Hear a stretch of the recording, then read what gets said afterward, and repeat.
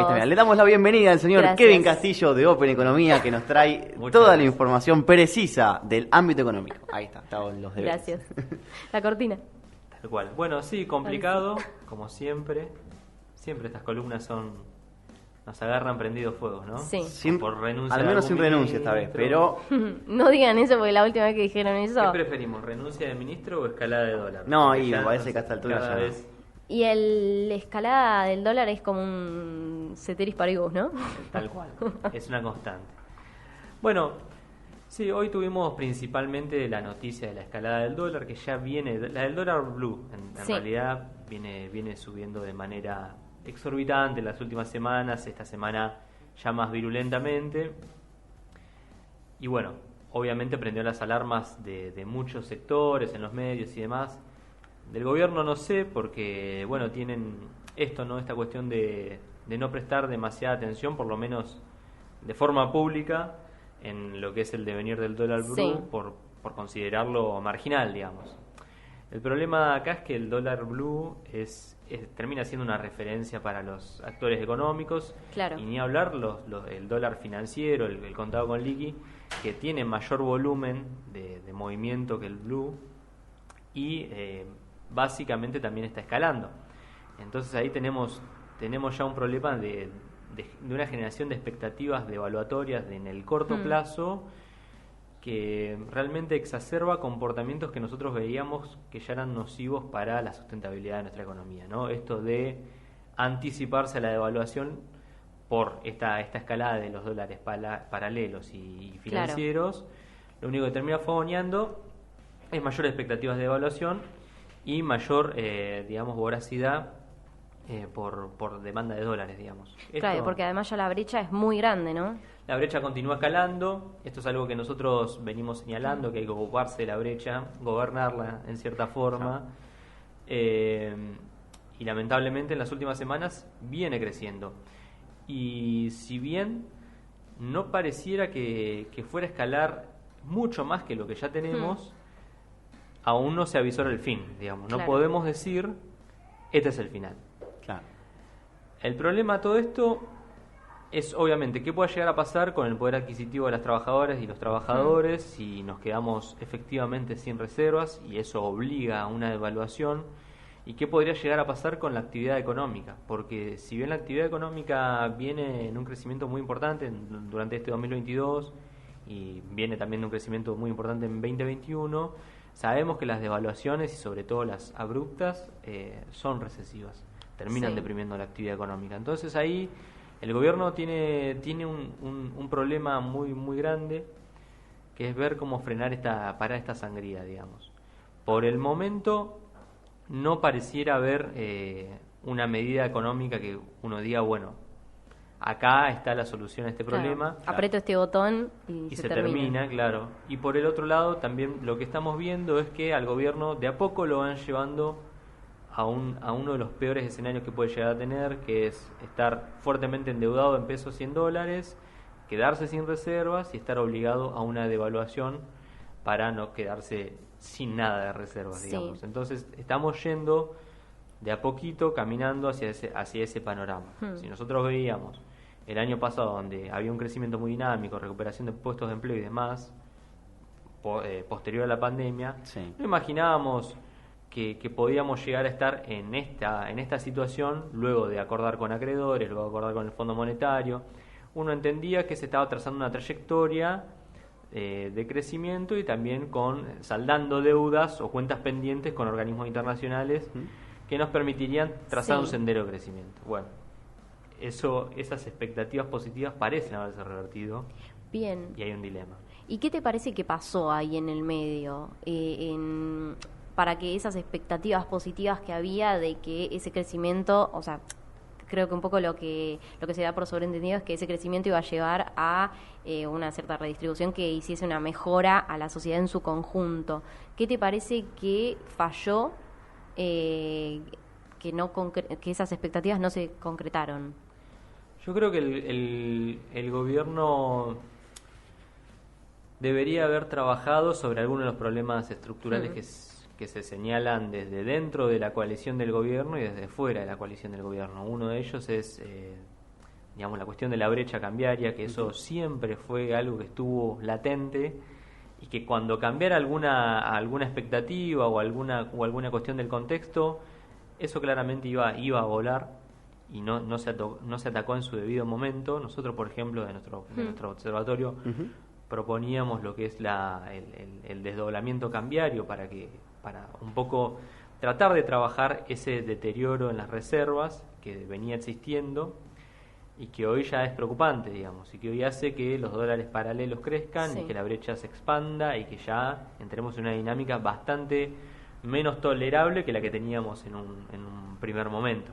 Tampoco se atacó de forma decidida, digamos, la cuestión del déficit fiscal o del resultado fiscal, que, digamos, venimos de un año de crecimiento, estamos atravesando otro año de crecimiento, se podría haber tenido margen para reducir ese déficit, que ese déficit hoy del Estado se financia con endeudamiento en pesos y con emisión monetaria. Dos cuestiones que le pegan al dólar, digamos, porque mayor existencia de pesos sin respaldo en reservas termina, digamos, disparando el dólar financiero porque está relacionado con eso, con la cantidad de pesos y con la cantidad de reservas. Más pesos, más pesos, menos reservas. Claramente el dólar financiero se va a mover en ese sentido. Y por el otro lado, el endeudamiento del gobierno en pesos se está volviendo cada vez más riesgoso para los acreedores. Estos acreedores piden cada vez más tasa y esta deuda se hace cada vez más insostenible.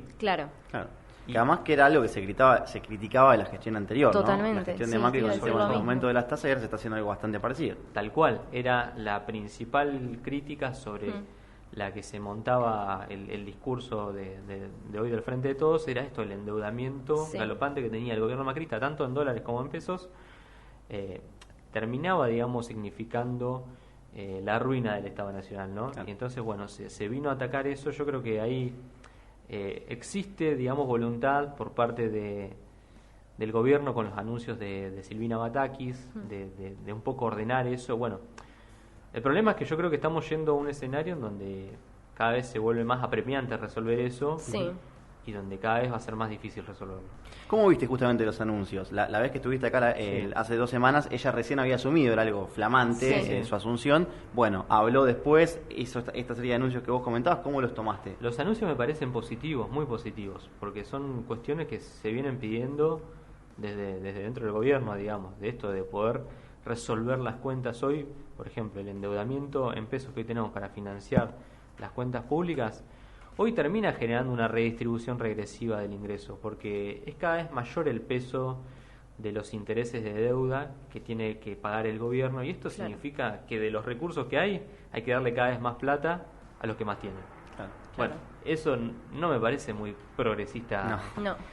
Y justamente, digamos, nosotros la idea que tenemos es que el gasto público del Estado tiene que estar orientado a resolver las demandas sociales y no a alimentar la ganancia de acreedores. Bueno, si uno no tiene la capacidad de ordenar el gasto y de ordenar el déficit, lamentablemente uno termina incurriendo por fuera de la decisión política que tuvo en darle más dinero a los ricos que a quienes más lo necesitan. Entonces, bueno, es preocupante eso. A mí los anuncios me parecieron súper positivos en ese aspecto, de que hay una voluntad de la ministra y del gobierno de resolver esa cuestión atendiendo a esto, ¿no? De que mediante el déficit fiscal hoy estamos apuntalando endeudamiento y emisión que va a parar al dólar, al dólar paralelo. No podemos decir que esto no se venía ni hablar. Para nada, digamos. Y bueno, esperemos que digamos, estas reformas que quiere llevar adelante la ministra puedan ser sólidas, puedan resolver el problema y puedan apuntalar un proceso de crecimiento en donde no haya esto, ¿no? Un peligro de devaluación que termine en una recesión y que termine con desempleo, caída del salario real y demás. Me parece que ahí está la preocupación. Bien, última cortita. O sea, vos hablas de esto, de esta capacidad que pueda ella tener para implementar esas, como estos ajustes, ¿no? Sobre la cuestión económica. ¿Cómo ves la posibilidad de negociar con estos actores, ¿no? Que también están muy envalentonados porque vienen ganando sistemáticamente hace ya algunos años, y de movida tendrían que empezar a ceder o verían afectado ese margen de ganancia, ¿no? Sí, yo lo que considero es que hoy el Estado lo que lo que tiene que encarar no es una reducción del gasto, sino la búsqueda del equilibrio fiscal, porque esto es un debate que existe, por ejemplo, a ver, los sectores más conservadores de la sociedad, el Partido Juntos por el Cambio, por ejemplo, Martín Tetaz presentó la semana pasada un proyecto para derogar el impuesto a los bienes personales. El impuesto a los bienes personales es quizás el más progresivo sin duda, de todos los impuestos de nuestro país, porque los pagan solamente los ricos, por ejemplo. Hay una agenda ahí de parte de un sector político de nuestra sociedad que pretende cerrar el déficit fiscal bajando impuestos. Claro. Si vos bajás impuestos, tenés que bajar mucho más el gasto y tenés que desatender mucho más las demandas sociales. Claro, estás desfinanciando el Estado. Estás desfinanciando el Estado, entonces hay una propuesta latente que es achicar el Estado. La propuesta que tenemos desde el progresismo es hacer sustentable al Estado. Claro. Es decir, construir un Estado fuerte a partir del equilibrio fiscal, a partir de decir, bueno, tenemos este nivel de gasto, vamos a financiarlo. ¿Cómo lo vamos a financiar? Con impuestos. Claro. No con deuda, no con emisión, sino con impuestos, y con impuestos progresivos, digamos, con impuestos que los sectores sociales más pudientes lo que es en realidad una redistribución, es decir, bueno, acá hay un excedente de dinero, se puede quitar de acá para llevarlo acá que falta. Exactamente, nosotros decimos, bueno, dentro de la estructura de gastos, hay gastos que hoy se destinan a subsidiar a sectores de clase media alta. Bueno, un peso gastado en la clase media alta no es mejor que un peso gastado en la clase más vulnerable, ¿no? Sí. Y a su vez, ese peso gastado, ¿de dónde lo sacás? Claro. ¿Lo sacás de deuda o lo sacás de impuestos a los sectores más pudientes? Claro. Porque eso es verdaderamente redistribuir. Sí, después, endeudarse, bueno, endeudarse lo hizo, lo hacen los gobiernos que en general buscan desfinanciar al Estado y que luego de desfinanciar al Estado lo que hacen es achicar su tamaño. Claro. O sea, en general la secuencia es esa, hay un proyecto político, porque no es atractivo tampoco para un candidato a presidente decir, bueno, yo quiero achicar el Estado. No, ni hablar. O quiero reducir el gasto. En general lo que se hace es endeudar el Estado a niveles insostenibles y luego de que tenés un nivel insostenible de deuda, llevas a un ajuste, a un achicamiento del Estado. Bueno, claro.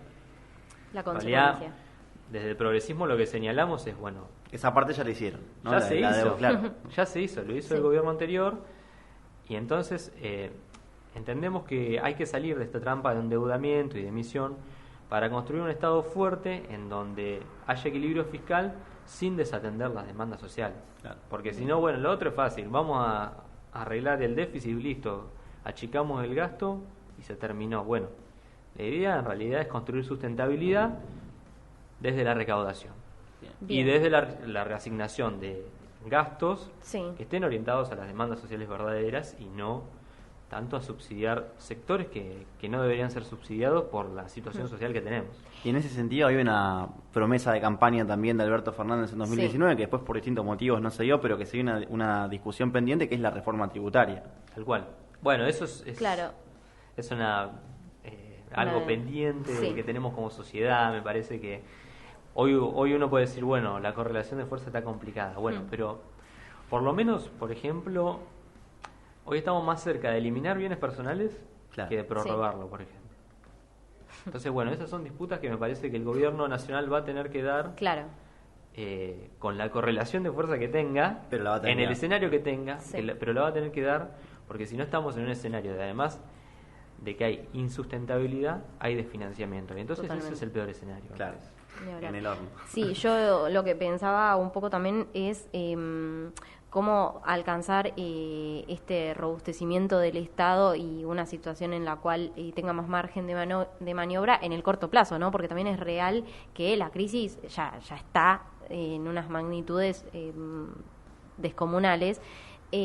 Pero bueno, también pensaba que para hacer eso hay que tener justamente consenso político, ¿no? O sea, hay que, obviamente que no todos en el arco político van a estar de acuerdo, pero sí hay que sentarse y decir, bueno, hasta acá, no sé, negociamos, o yo me estiro hasta acá, o yo me estiro hasta acá, este es mi proyecto de país.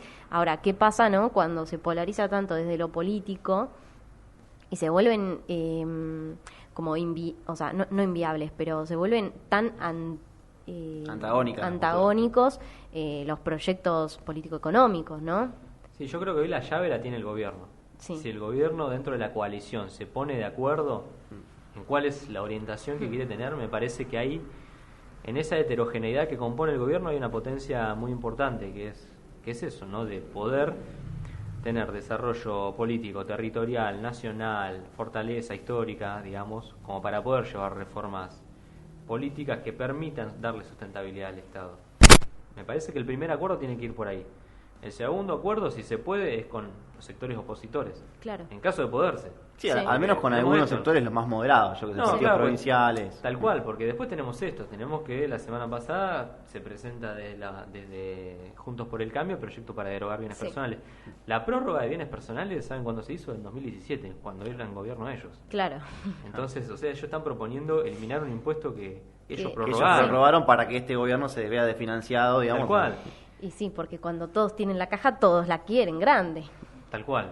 Entonces, bueno, ahí tenemos un problema de inconsistencia también en el pensamiento de la oposición. Bueno, a todo esto hay que decir que el que más patria hizo fue Netflix, que con sus nos arruinó. determinaciones de que no se pueden compartir las cuentas, se dieron de baja, espera que te digo, casi 1 millón de suscriptores y todos esos dólares quedan acá, chicos. Fue la mejor medida que se ha tomado en el último tiempo por las reservas de este país. Sí, o se va a Prime Video. Claro, a sí, otras- algún otro lado se ve, pero bueno. a otras.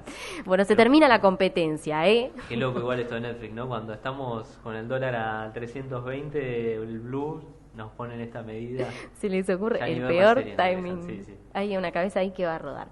Por lo pronto, ¿algo más? No, nada más. Bueno, entonces, Esperemos que sí, no, bueno, te quedas un ratito a hacer Sí, más compañía. Y recordémosle a todos los que nos Sí, están escuchando que pueden dale. seguir el enorme trabajo que hace la gente de Open Economía en sus redes sociales, que son muy activos, y que esta columna va a estar el día de mañana ya publicada en YouTube. En YouTube. En YouTube. ¿Cómo los encuentran en YouTube? Open Economía también. Open Economía, sí, a Sí, secas. pongan Perfecto. Economía porque después a veces aparece Open Sport, por ejemplo. Claro. Claro, Open es Aparecen bastante otros abarcativo. sectores, así que bueno. No se Pongan olviden Open de... Economía. Exactamente. Bueno, ahí van a poder encontrar y repasar todo lo que es la cátedra que yo que vino hoy aquí en vivo. Perfecto. Bueno, nos vamos rapidito al informativo y después a un